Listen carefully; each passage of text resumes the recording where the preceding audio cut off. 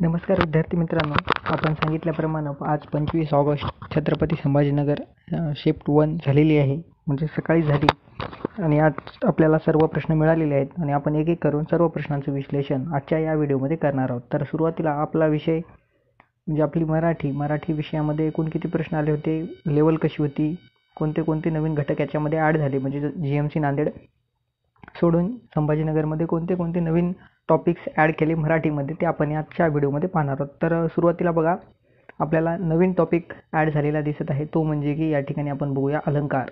अलंकारामध्ये आपल्याला उपमा अलंकार असं विचारले. मागच्या वेळी नांदेडमध्ये अलंकारावर एकही प्रश्न आलेला नाही सगळ्या शिफ्टमध्ये. समानार्थीवर आलेले आहेत, विरुद्धार्थीवर आलेले आहेत, वाक्यरचना आणि या ठिकाणी शब्दांच्या जातीवर सुद्धा प्रश्न विचारायला सुरुवात झाली, ते म्हणजे विशेषण. तर नाम, सर्वनाम, विशेषण, क्रियाविशेषण यावर सुद्धा प्रश्न येत आहेत. म्हणजे इथून पुढं ज्यांच्या शिफ्ट आहे त्यांनी शब्दांच्या जाती करणं अतिशय महत्त्वाचं आहे. त्यासोबतच म्हणी, अलंकार, समास, वाक्यरचना आणि आपला विषय महत्त्वाचा म्हणजे प्रयोग. तर हे टॉपिक करून जाणं महत्त्वाचं आहे. आणि विशेष म्हणजे पुस्तकांवर प्रश्न यायला सुरुवात झालेत.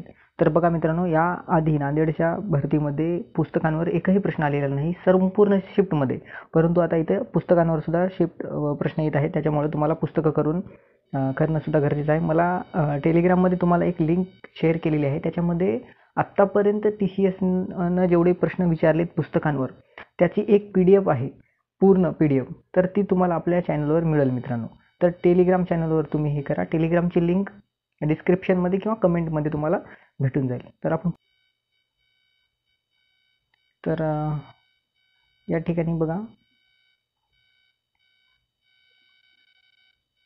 मराठीचं शिक्षण आपण पूर्ण बघितलेलं आहे. त्याच्यामध्ये काय काय आलं होतं, भरपूर सारे समानार्थी शब्द, विरुद्धार्थी शब्द आणि पुस्तकांवर प्रश्न होते. आता आपण मॅथ्स रिझनिंगवर काय काय आलं होतं एकदा नजर टाकूया. तर बघा, मॅथ रिझनिंगवर मित्रांनो नफा तोटा, जो की TCSचा आवडता टॉपिक आहे. त्यासोबतच गुणोत्तर प्रमाण, रेल्वे, सिम्प्लिफिकेशन, श्रृंखला, पझल, बिल्डिंग टाईप. त्याच्यामध्ये आपण बुद्धिमत्तेचे प्रश्न येतात, आपण जे इझी असतात, लेवल यांची इझी होती. त्यासोबत नातेसंबंधावर सुद्धा प्रश्न होता. आणि ABCD, हे ABCD खूप इझी असते, याचं काही लोड घेऊ नका. महत्त्वाचं आहे की हे रेल्वे, गुणोत्तर प्रमाण आणि नफा तोटा हे महत्त्वाचे टॉपिक आहेत TCSचे, आणि याच्यावर जास्त भर द्या, कारण हे रिझनिंगचा जो पार्ट आहे तो आपल्याला येतो, फक्त टाईम लागते. बाकी मॅथ्स जे आहे ते तुम्ही कंप्लीट करा, कारण मॅथ्स खूप थोडे हार्ड लेवलचे येतात. प्रश्न इझीच असतात, परंतु त्या टाईममध्ये आपल्याला सुटत नाहीत.